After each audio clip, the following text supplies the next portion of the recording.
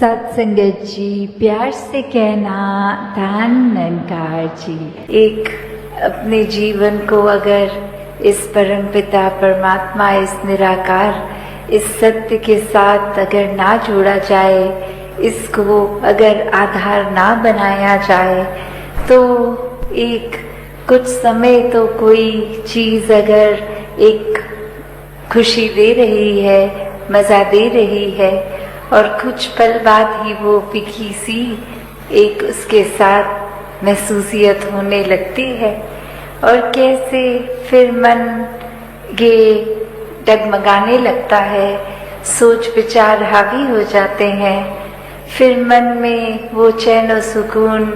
का भाव कहीं ना कहीं खो जाता है। तो ये निराकार पे जब भी अपने मन को केंद्रित जो भी करता है, तो वो भाव मन के कि ये आनंद की अवस्था से मन विभोर, तो कैसे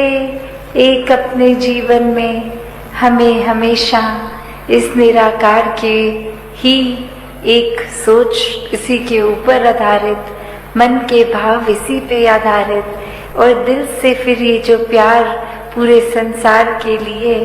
एक संत जनों की शिक्षाओं पे आधारित जीवन बनाकर जिया जाए। वरना तो संसार में आज हम देखते हैं तो लोग कोई भी चीज से बहुत आसानी से भ्रमित कर देते हैं। एक बात बोलकर कि वो जिसको हम रूमर्स का नाम देते हैं कि किसी ने कुछ कह दिया वो सच है नहीं है। कैसे आजकल हम सोशल मीडिया पे या वर्ड ऑफ माउथ से देखते हैं कि वो बात ठीक है नहीं है, बस आगे से आगे वो बात पहुंचा दी, हर किसी को कुछ भी बोल दिया, और ये भी खुद अपने एंड से चेक नहीं किया कि वो ठीक भी है कि नहीं है। दासी ने एक उदाहरण कुछ समय पहले आपके चरणों में रखा था, और वही कहानी फिर से कि कैसे एक कॉलेज में एक दूसरे देश का किसी व्यक्ति ने परफॉर्म करना, और वहीं वो भाषा जो वो व्यक्ति इस्तेमाल करते थे, बाकी अन्य वो स्टूडेंट्स उस भाषा को समझते ही नहीं थे। तो उन्हीं में से एक स्टूडेंट को मस्ती एक दिमाग में आई, और वो माइक से पहले उन वक्ता के खुद आ गए और बोलने लगे कि इनकी एक खासियत है, ये बहुत ही एक कॉमिक, एक बहुत ही मजाकिया एक हमारे आगे प्रस्तुति रखेंगे, पर खास बात यही कि इनके चेहरे के ऊपर एक्सप्रेशन, ये मुंह के हाव भाव चेहरे के बहुत ही सीरियस गंभीर दिखेंगे। हो सकता है एक हमें उनकी आवाज टोन से लगे कि ये गुस्सा भी हो रहे हैं, पर ये सब कुछ एक मजाकिया ही इनकी प्रस्तुति है, तो बार बार इनकी प्रस्तुति के बीच में हंसते रहना है। और ऐसा वो व्यक्ति बोलकर उतर गया, और अब वो परफॉर्मर आए, और वो जब अपनी एक स्पीच, एक अपना कला पेश करने लगे, तो सभी विद्यार्थी हंसने लग गए, और वही वो चेहरा और गंभीर होता गया कि मैं इतना सीरियस कोई मैसेज दे रहा हूँ, विद्यार्थी तो सभी हंस रहे हैं, पर वहाँ विद्यार्थियों के ऊपर ये प्रभाव उस एक स्टूडेंट का छोड़ा हुआ कि इसमें तो हंसना ही है, और पूरी परफॉर्मेंस में वो कहीं ना कहीं अपने आप से बीच में हंसते चले गए। और अब वो परफॉर्मर अंत में इतना उसमें गुस्सा आ गया, वो स्टेज को ही छोड़कर चला गया, और उसके एग्जिट पे भी विद्यार्थी और जोर से हंस रहे। तो वो भाव क्या कि एक व्यक्ति ने कैसे एक हर एक को, जो बात तो कुछ ऐसी थी नहीं, वो परफॉर्मर भी कोई मजाकिया अदाकारी नहीं, कोई एक बहुत ही गंभीर मैसेज, सोशल मैसेज देने आया, और किसी ने भी वो, क्योंकि एक कान में बात किसी एक व्यक्ति द्वारा गई कि ये ऐसा नहीं ऐसा है, तो हमने अपने दिमाग की वो परसेप्शन वैसे बना के उसी के ऊपर अपने मन के भावों को मोड़ लिया कि उस एक व्यक्ति ने जैसा कहा है तो ठीक ही कहा होगा। तो वैसे ही एक संसार का वातावरण कि एक व्यक्ति ने कुछ कहा और हमने फिर चाहे वो संदेश क्या मिल रहा है क्या नहीं, उसको छोड़ के बस अपने दिमाग में जो धारणा पहले से बनाई थी उसी धारणा को लेके आगे अपना व्यवहार बदल दिया। तो इस पूरे स्टोरी में जो भाव है कि दुनिया में तो एक भ्रमित करने वाले बहुत ही मिलेंगे। हर किसी ने अपनी मान्यताओं के अपने एक्सपीरियंस और कुछ एक स्वभाव भी कभी कभी अड़चने डालने वाला किसी का, तो उसने अपने मुताबिक अपना फायदा देखते हुए ही एक ऐसा कह देना है कुछ, तो वो एक भ्रमित करने वाले तो हैं, पर वो गलती किसकी आती है जो वो भ्रम में पड़ जाए। इस परमात्मा की आइडेंटिटी ही हमारी बन जाती है। जिस तरह एक पानी की बूंद अगर चाहे वो नाले में से निकल के नदी में आए या कहीं और से, वो अपनी यात्रा एक पूरी करके बहती बहती इस सागर में आ जाती है, तो वो अपने उस नाले वाली बूंद की अस्तित्व को खो के फिर उसको एक उससे भी ऊपर की उपाधि, एक उससे ज़्यादा कुछ मिल जाता है। उसको सिर्फ और सिर्फ अपनी आइडेंटिटी खो के इस सागर में एक में खोते ही वो इतना आदर सत्कार, इतना रुतबा खुद ब खुद ही मिल गया।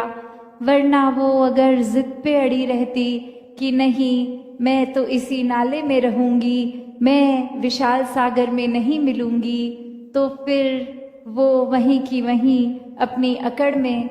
तो कैसे अपने जीवन में भी अगर हम झांक के देखें कि किस प्रकार एक जीते जी मृत्यु हासिल करनी कि अपने अहंकार को छोड़ के एक जीते जी जब हम इस विनम्रता पूर्वक जीवन को अपनाते हैं, और वो वही बात जो दासी हर सत्संग में रखती है कि इसको करना संभव कुछ समय के लिए तो तब होता है, कोई दिखावा कर सकते हैं, किसी के सामने अपना इम्प्रेशन अच्छा करने के लिए अच्छे व्यवहार, अच्छे बोल कर सकते हैं, पर एक हर समय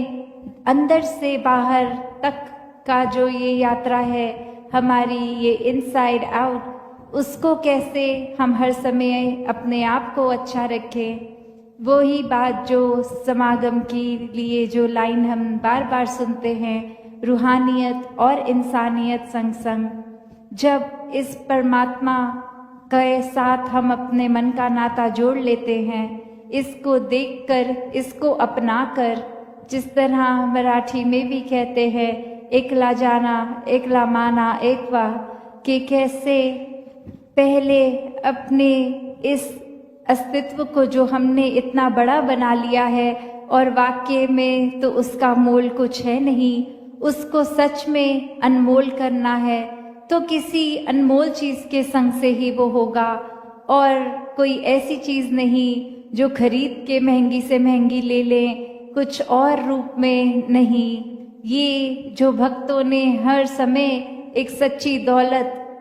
कही है कि ये राम रतन धन, ये परमात्मा, ये सच्चा है, ये अनमोल है, इसकी तो तुलना है ही नहीं किसी और चीज़ के मुकाबले सांसारिक।